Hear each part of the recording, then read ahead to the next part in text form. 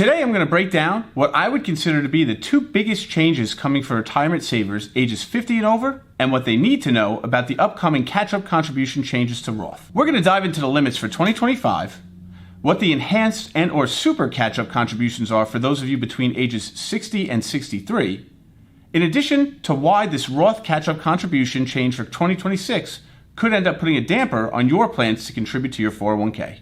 My goal here is to arm you with the information to make an educated decision when it comes to your planning and not get derailed at what could be a critical time period for you saving. Now, for those of you not aware, the catch-up contributions started back in the year 2002 with an extra $1,000 catch-up contribution for retirement savers ages 50 and over, and that number has steadily increased over time.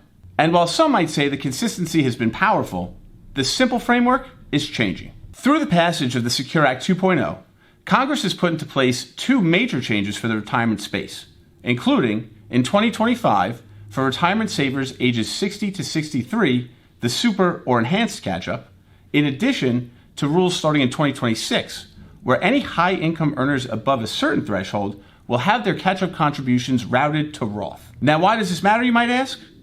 Because what could have been considered a simple set of rules prior is now being split into two different factors based on your age as well as your income.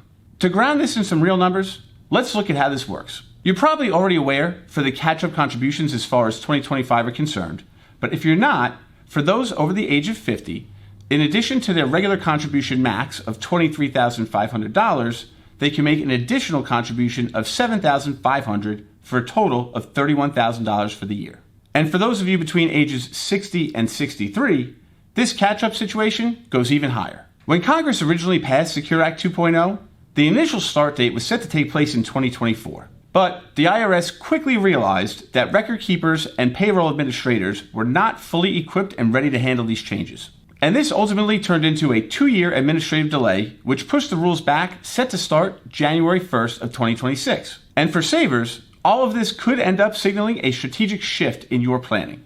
This new playbook includes narrow age windows, adjusted inflation increases, and for some, a 2026 Roth mandatory catch-up contribution for those earning $145,000 or more. With regards to this enhanced or super catch-up for 2025, the regular contribution ceiling is $23,500, the catch-up contribution for those 50 and over is $7,500, and for those of you falling between ages 60 and 63, you can now contribute 150% of what that catch-up contribution limit would be. So for this year in 2025, your limit is $11,250. Add up all these numbers, and you have a contribution allowable limit of $34,750 for 2025. Let's consider a practical example here. A 61-year-old worker is able to contribute all of the limits that I just explained above, bringing their total sum for the year of 2025 up to a contribution of $34,750. Compare that to a coworker who is age 59, and they can only contribute up to the maximum allowable amount of $31,000 for the year. The dollar gap here is $3,750. And if you were to do that over the course of ages 60, 61, 62, and 63, the total additional contributions could tally up to $15,000. Compound that with the potential for investment returns and employer match, and you could find yourself in a completely different ballgame. These new limits, in theory, could be useful for those of you who might have gotten started later on in life in saving, or had the opportunity that a more expensive time in life has now passed and you can put those extra dollars away. But either way, anybody who is saving for retirement, in my opinion, could benefit from considering these rules. Now, let's take a look at this Roth catch-up rule set to take place January 1 of 2026. The rule in plain terms states, if your FICA wages from the year before equate to $145,000 or more from the employer sponsoring the plan, you are now forced to make catch-up contributions as a Roth contribution. This income test is not based on your modified adjusted gross income, it's not based on your household income, and it is not based on your combined wages. It is solely based on your FICA wages from the employer sponsoring the plan in which you're contributing to. This threshold is also adjusted for inflation over time. So theoretically, that number should rise as you get older. And this distinction can be crucial because it could give different outcomes for workers making similar amounts of income. Consider two individuals, each making $150,000 a year. Employee 1 earns $150,000 of FICA wages all from one employer. Employee 2 earns $90,000 of FICA wages from that particular employer and $60,000 in additional self-employment earnings. Although both workers end up having about $150,000 in wages for the year, only $90,000 of employee number 2's FICA wages are captured because that is the only amount that comes from the employer sponsoring his particular plan. The caveat here, since employee 2's FICA wages fall below the $145,000 threshold, they still have the freedom and flexibility to elect whether they want to make pre-tax or Roth contributions when it comes to their catch-up. So, in simple terms, two individuals with similar income could be treated completely different from a planning standpoint. Also important to note, these new rules regarding Roth contributions are only effective as far as the catch-up contributions are concerned. You're still able to make pre-tax or Roth contributions for any dollars up to the limit of the catch-up for that year. This means that high-income earners can still elect pre-tax treatment for their regular deferrals. It's also worth noting that any contributions made on a Roth basis prior to reaching that catch-up limit can count towards your catch-up contributions. Having an understanding of this detail can play an important role in remaining in compliance with your contributions for the year. In addition, a practical outcome to this situation is that higher income earners that have been making those catch-up contributions historically could end up facing higher income on the year. In theory, for example, a high income earner making $160,000 a year contributes $7,500 of their catch-up pre-tax. However, with the new rules, that $7,500 would need to be made on a Roth basis, which in effect would increase their overall income on the year. Despite the fact that this could change cash flow in the immediate, there is a potential for long-term growth in retirement savings.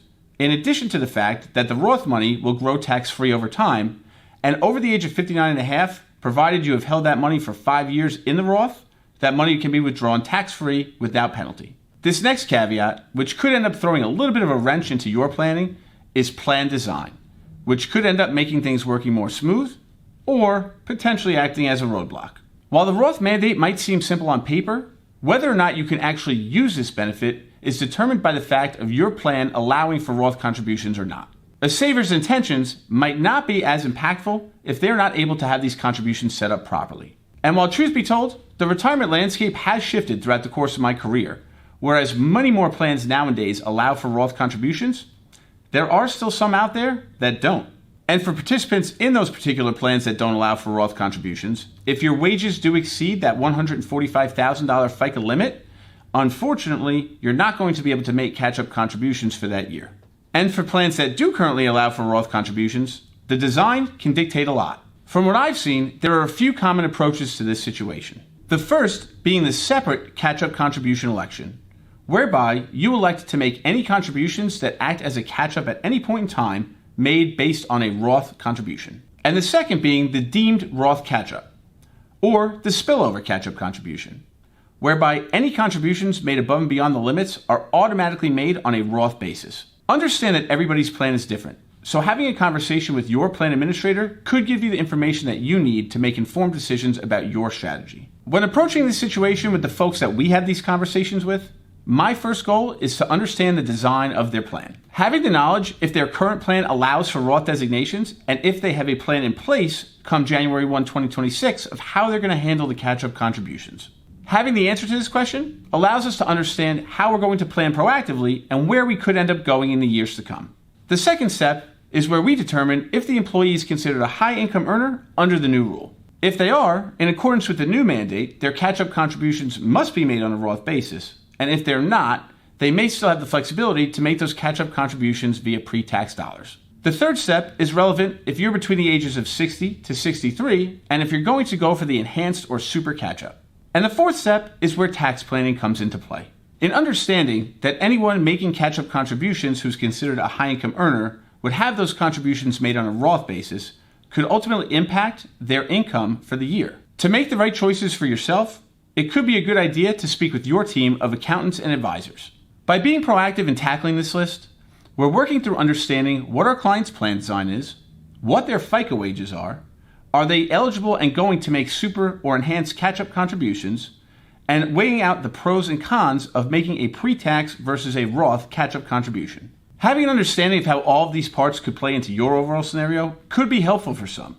And if you're considering retirement planning, check out our next video here.